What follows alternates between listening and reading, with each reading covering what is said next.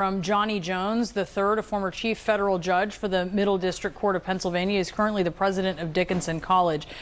Judge, when you hear the White House making this distinction between a written order and a verbal order, I mean, is that how we should read it? Is it no big deal to defy a verbal order of a judge?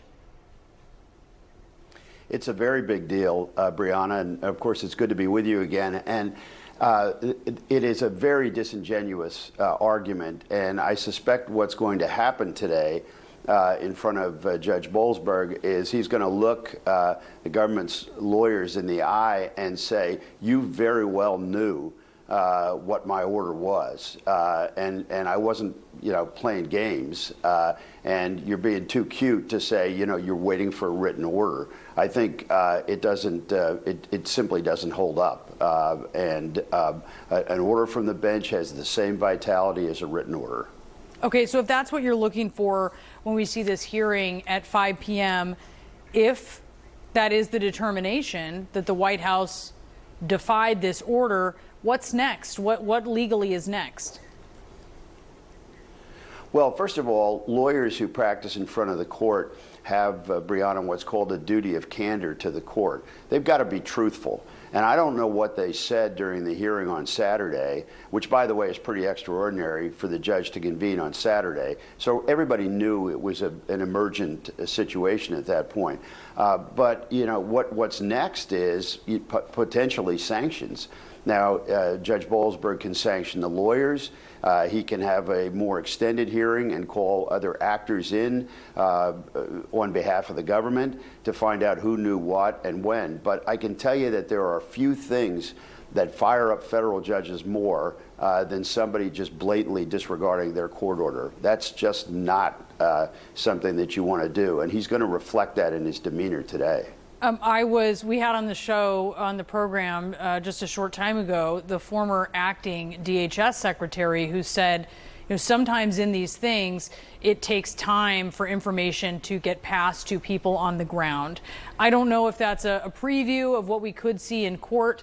Obviously, I know you're chuckling at it, so I think that sort of shows what you think about it. But you think that's not going to hold up in court? Something like this took time to get this information to people?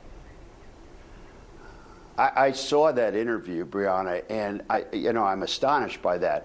I mean, you could text me right now, right? And I'll get that communication. I don't know what he's talking about, quite frankly. These are government aircraft or leased by the government. ICE is involved. They can be instantly in touch to turn those planes around if they need to be. We're not talking about tin cans on strings, at this point. I find that, again, to be an argument that just doesn't hold water. I have to say something else, too, that, I listened to Press Secretary Leavitt's claim, and I think, we're protesting too much here. When you talk about international waters, I don't get that, that he didn't have jurisdiction.